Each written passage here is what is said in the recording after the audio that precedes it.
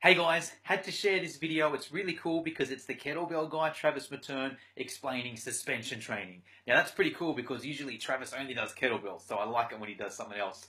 But anyways, the reason why this video is so cool is it's how you adjust your TRX or your suspension trainer for different lengths for different exercises. Now this is key because obviously you want it adjusted so your clients can get the best result from using it.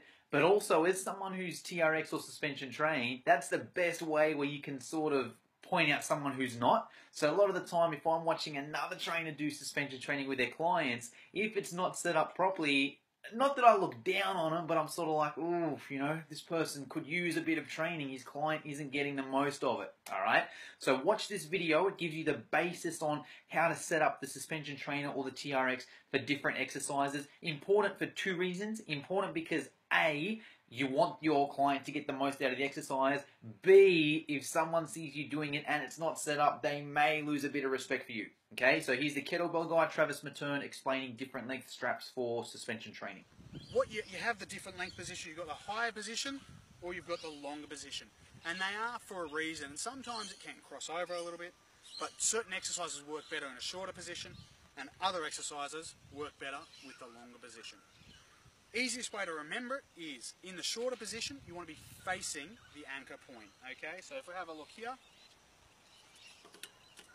rows, bicep curls, wise, doesn't matter, okay? And that's with the shorter position. So if you're facing the anchor point, okay, you keep it short. The other one, the longer position. These are typically for your exercises where you're facing away from the anchor point, okay? So if you have a look here, we'll go over here, we'll have a look. We've got your push-ups, tricep extensions, and so on. And that's with them at the length there. Now the other reason, other thing when you have them long, it's where you want to start getting your feet into the stirrups as well. So your planks, your mountain climbers, hamstring curls, things like that. Now, what I'll show you now is that yes, with a longer position, yes, you can do some of the exercise facing away. For example, you can still do the row. You can still do that quite comfortably. You still do your bicep curl quite comfortably. So if you're a beginner client, you can still do that. The problem becomes when you want to make it more difficult. So you're standing taller, which makes it easier, okay? And as you walk your feet in and create that larger angle, you're adding more body weight and making the exercise more difficult. But what you'll see here with straps long, facing the anchor point, if I want to do a hard inverted row, I can't do it. The straps are, there's no way I can do an inverted row with the straps this long, a difficult one. I can only do the simplest variation, so standing quite tall here. Whereas with the straps a little shorter, I can go all the way down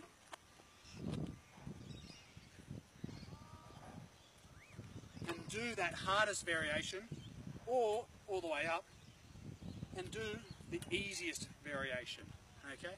And it goes the same way where if you're doing facing away with the push-ups, for example. Yes, I can do a push-up with the straps short. Yes, I can do that, but again, I'm standing rather upright, which makes it super easy. If I want to do a more difficult push-up variation where I'm moving my feet back and coming almost under the anchor point, it just can't be done. There's no way you can safely do that, okay? Whereas with this, you can see I can come all the way under